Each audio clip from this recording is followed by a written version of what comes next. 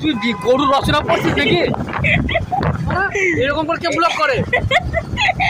Hey guys, আজকে হচ্ছে রবিবার আর আজকে আমরা যাচ্ছি ক্যাটারিং করতে যাচ্ছি। আমরা আজকে নিমন্ত্রণ করতে যাবো। তোর আবার কি হলো? তুই সেলিব্রিটি নাকি? তুই বহুত বড় আরামজাদা।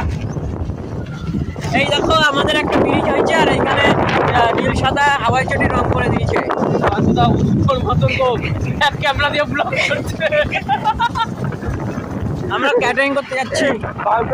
আমরা ক্যাটারিং করতে যাচ্ছি। এই দেখো আমরা ক্যাটারিং করতে যাচ্ছি। মেয়েটাকে বলেছি, মেয়েটা কোনো রেসপন্স দেয় নাই। একটু বলেছে। আর আমরা এখন উঠবো NH2 এ, যেটা হচ্ছে Delhi high road, national road. Delhi ভারতের মধ্যে অবস্থিত। দিল্লি হচ্ছে ভারতের রাজধানী।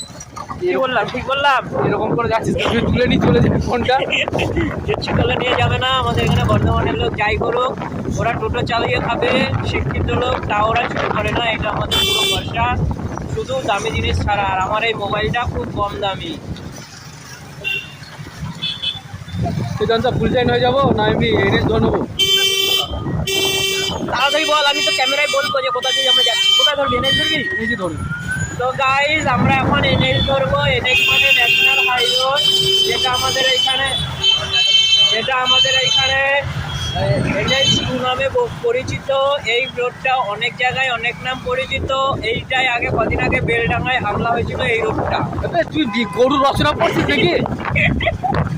এরকম করে কে ব্লগ করে? নাম আছে সেইখানে আর দুটো পা ছিল, গরুর রচনা পড়ছে রে।